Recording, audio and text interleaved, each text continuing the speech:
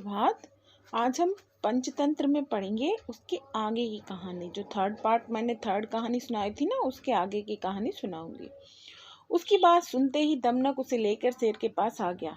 देखो महाराज, यह संजीवक है, मैं इसे आपके पास लेकर आया हूँ। इससे अधिक मेरी वफादारी का सबूत और क्या हो सकता है। संजीवक बैल बड़े आदर से शेर को प्रणाम करके उसके समीप आकर बैठ गया। पिंगलक ने भी उसे प्यार से उत्तर दिया और फिर पूछा, अरे भाई, तुम इस वन में कैसे आ गए।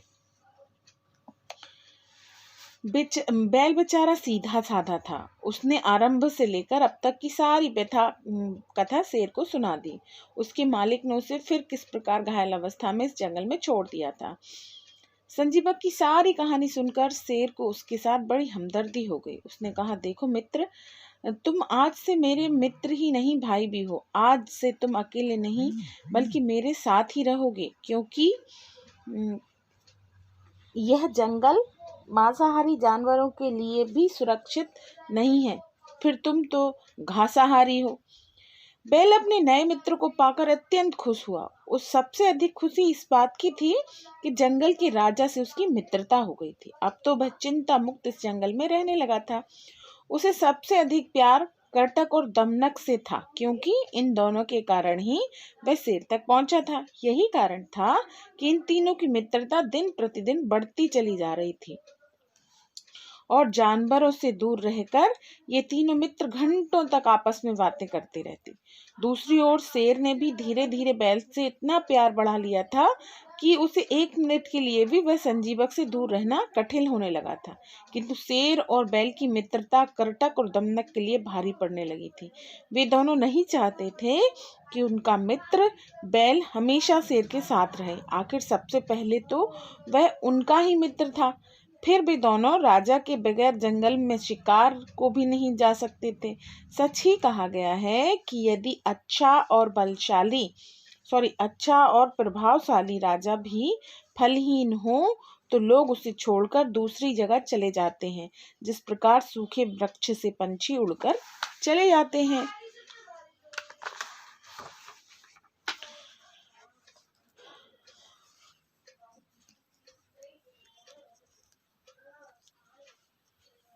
वेतन ना मिलने पर बड़े बड़े वफादार नौकर भी उस राजा को छोड़कर चले जाते हैं जो उनसे हार्दिक प्यार करता है।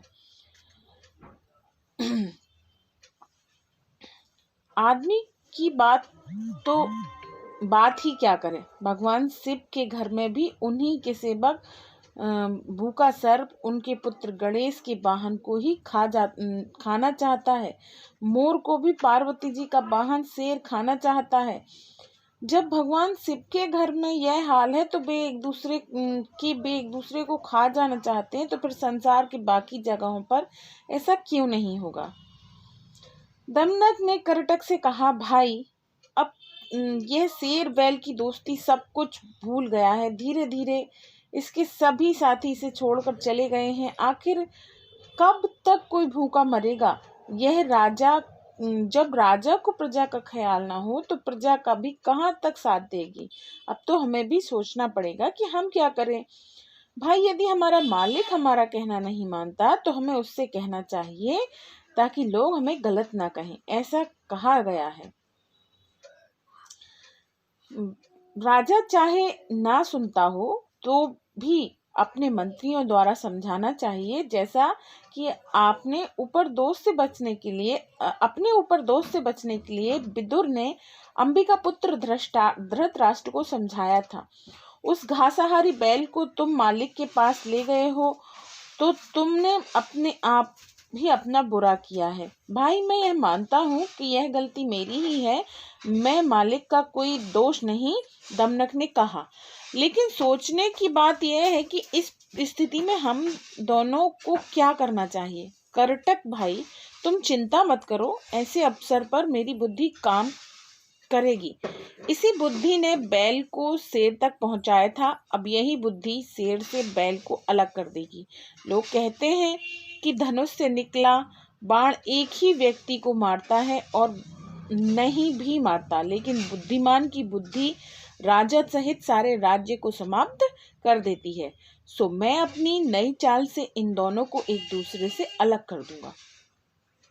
भाई दमनक, एक बात का ध्यान रखना, यदि तुम इस चाल को शेर और बैल दोनों में से कोई भी जान गया तो समझ लो हमारी खैर नहीं। ऐसी बात मत कहो भाई, मुसीबत के समय तो बड़े बड़े लोगों की बुद्धि काम करने लगती है। अब तो हम दोनों ही अकेले पड़ गए हैं। यदि हमने हिम्मत से काम ना लिया तो वैसे ही हमारा क्या जीवन। याद रखो, उद्योगी को ही सदा लक्ष्मी मिलती है। भाग्य का सहारा तो केवल बुज़दिल लोग लेते हैं। यत्न करने पर ही यदि कार्य सिद्ध ना हो तो कोई दोष नहीं। कहा गया है, जो काम तरीके से हो सकता है वह शक्ति से नहीं। कौवी ने सोने की लड़ी द्वारा काला सांप मार दिया था। वह कैसे भैया? मैं तुम्हें सुनाता हूँ। ये मैं आपको कल सुनाऊंगी, आज नहीं सुनाऊंगी। ठीक है?